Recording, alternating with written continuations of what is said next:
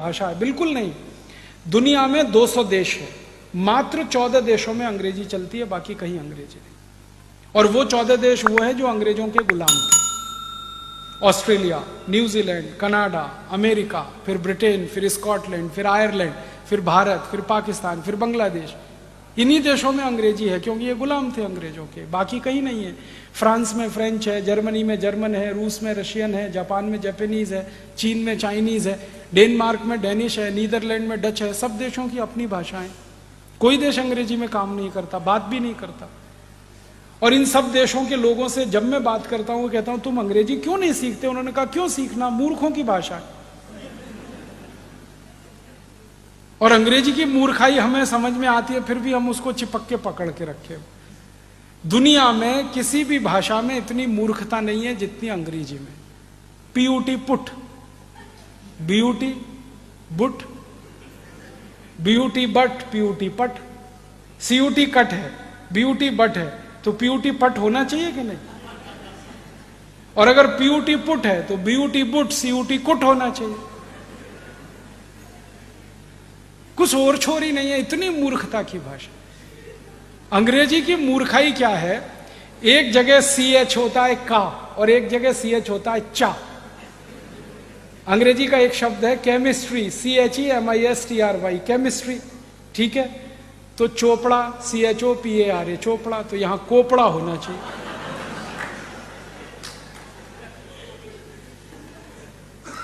और अगर CHOPARA चोपड़ा है तो उधर केमिस्ट्री होना चाहिए, CHEMISTRY।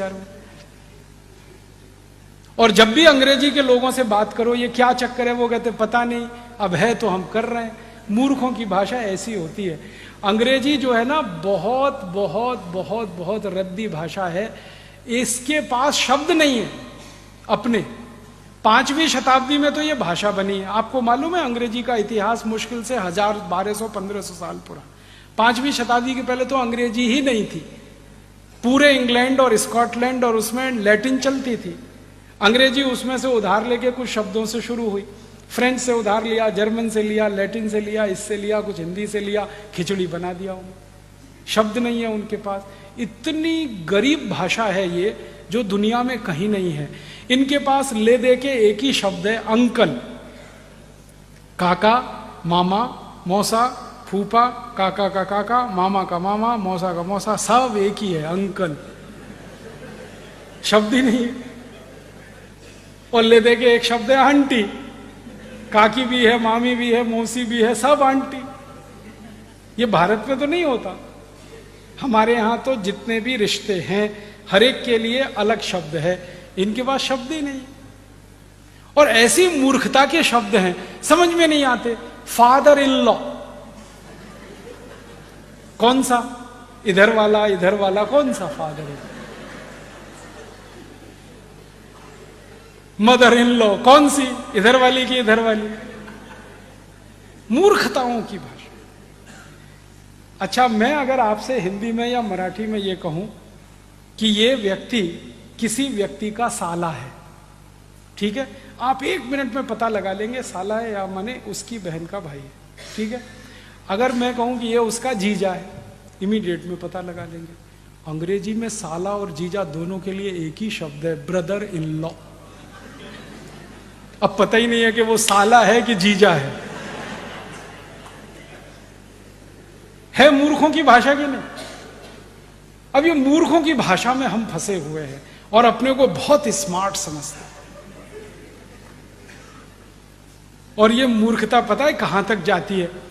हम हिंदुस्तानी लोग अंग्रेजी के चक्कर में फंस के हमारा कचरा हो गया। ना हम अंग्रेज हो पाए, ना भारतीय रह पाए। आधे अंग्रेज आधे भारतीय। वो कैसे है? किसी के घर में जाओ तो पिताजी का नाम रामदयाल, माताजी का नाम गायत्री देवी, बेटे का नाम टिंकू। अब मैं पूछता हूं ये रामदयाल और गायत्री देवी का टिंकू कहां से आया? और जिन्होंने नाम रखा है ना टिंकू, उनको पूछता हूं आपको इसका अर्थ मालूम है? टिंकू अंग्रेजी की वेबस्टर डिक्शनरी में टिंकू का अर्थ है आवारा लड़का।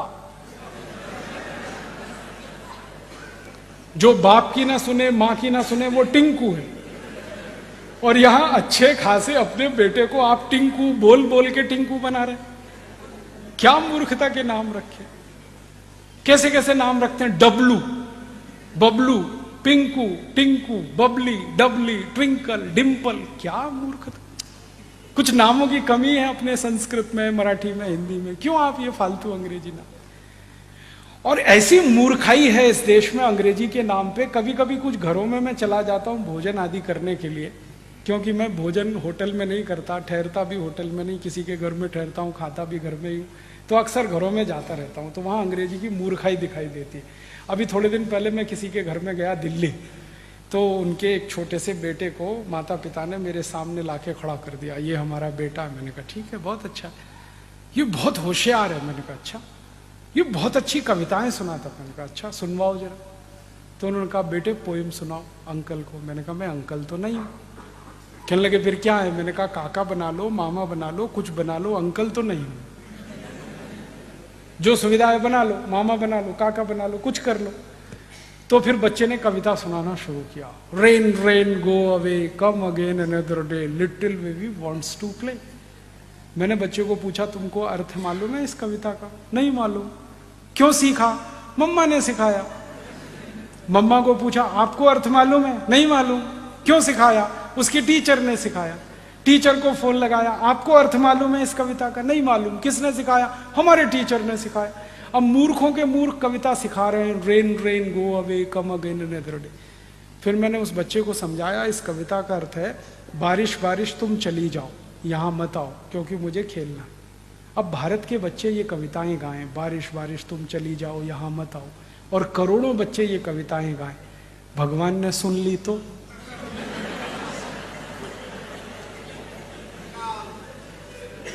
भगवान ने अगर कविता सुन ली तो बारिश को वापस बुला लेगा, यहां बारिश होगी नहीं। और 60% खेती बारिश पर इस देश में जिंदा रहती है। वहां अगर बारिश नहीं होगी, आप भूखे मरेंगे, मैं भूखा मरूंगा, शेतकरी भूखा मरेगा, तो भारत में इस कविता की गरज क्या, जरूरत क्या। ऐसे मूर्ख लोग अंग्रेजी में कविता ऐसे। फिर उसकी आई ने, बच्चे की आई ने कहा फिर कौन सी कविता सिखाऊं। तो मैंने कहा कविता सिखाओ, ये रे पाऊसा, तुला दे तो पैसा, पैसा झाला खोटा, पाऊस आला मुंह। ये कविता सिखाओ, क्योंकि ये कविता भारत की आत्मा है।